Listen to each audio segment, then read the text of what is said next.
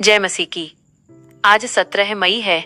आज के मनन का विषय शैतान की चालों को समझने और उस पर मसीही जय प्राप्त करने से जुड़ा है और विषय है पिता का प्रिय पुत्र। मुख्य पाठ मत्ती अध्याय 4 आयत 1 से 11। आज का वचन, शैतान का सामना करो तो वो तुम्हारे पास से भाग निकलेगा। याकूब अध्याय 4 आयत 7।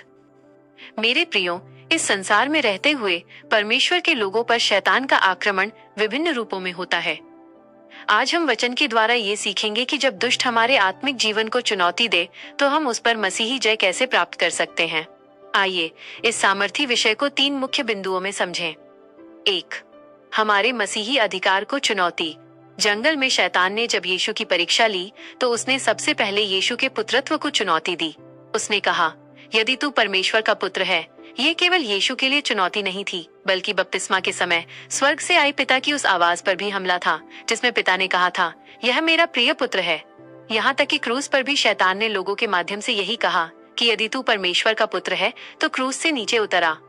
शैतान आज भी हर एक विश्वासी के जीवन में यही करता है। वो हमारे मनों में संदेह डालता है कि क्या तुम सचमुच परमेश्वर की संतान हो? यदि हो तो तुम्हारे जीवन में ये दुख क्यों है? 2. जय पाने का हथियार। लिखा है, इस परीक्षा पर जय पाने के लिए हमें लगातार परमेश्वर के वचन पर टिके रहना होगा। यीशु ने शैतान की हर बात का जवाब अपनी बुद्धि से नहीं, बल्कि परमेश्वर के जीवित वचन से दिया। उन्होंने बार बार कहा, लिखा है। जब शैतान आपके मन में संदेह पैदा करे तो आप भी वचन का हथियार उठाएं और कहें, लिखा है कि जितने लोगों ने मसीह को ग्रहण किया उसने उन्हें परमेश्वर की संतान होने का अधिकार दिया। यूहन्ना 1:12। वचन की तलवार के सामने दुष्ट टिक नहीं सकता। 3. पवित्र आत्मा की गवाही और लेपालकपन। प्रभु यीशु पवित्र आत्मा की सामर्थ्य से भरकर जंगल से लौटे थे। प्रेरित पौलुस रोमियो की पत्री में हमें समझाते हैं कि पवित्र आत्मा स्वयं हमारी आत्मा के साथ गवाही देता है कि हम परमेश्वर की संतान हैं। इसलिए हमें शैतान के पैदा किए किसी भी डर से डरने की आवश्यकता नहीं है। परमेश्वर हमारे अब्बा पिता हैं। उन्होंने हमें गोद लिया है, लेपालकपन। और मसीह में हमारा ये रिश्ता संसार की कोई भी ताकत या परिस्थिति हमसे छीन नहीं सकती। अंत में एल नेथन की इन पंक्तियों के साथ एक विजयी स्वर में कहें, प्रभु में और उसकी सामर्थ्य के प्रभाव में बलवंत बनो।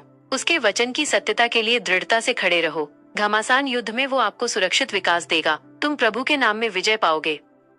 गहन प्रार्थना, डीप रिफ्लेक्शन प्रेयर। हे सर्वशक्तिमान, पवित्र और जीवित पिता परमेश्वर, हम प्रभु यीशु मसीह के सामर्थी नाम में तेरे पवित्र सिंहासन के सामने आते हैं। हम धन्यवाद देते हैं कि यीशु के क्रूस के बलिदान के द्वारा तूने हमें अपनी संतान होने का अनमोल और महान अधिकार दिया है। प्रभु, जब कभी हमारे जीवन में कठिन परिस्थितियां आती हैं और दुष्ट शैतान हमारे मन में हमारे विश्वास और तेरे प्रेम को लेकर संदेह पैदा करने की कोशिश करता है, तब तू हमें अपने वचन की सामर्थ्य से मजबूत कर। हमें ये आत्मिक समझ दे कि हम यीशु की नाई लिखा है कहकर शैतान के हर एक तीखे तीर को बुझा सके और उसका सामना कर सके।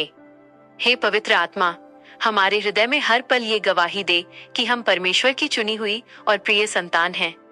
हमारे मनों से हर प्रकार के भय, निराशा और अकेलेपन को दूर कर।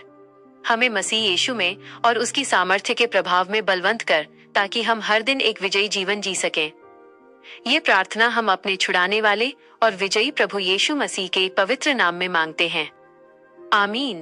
परमेश्वर इस वचन के द्वारा आपको शैतान की हर चाल पर जय पाने का साहस और आत्मिक सामर्थ्य प्रदान करे। आमीन।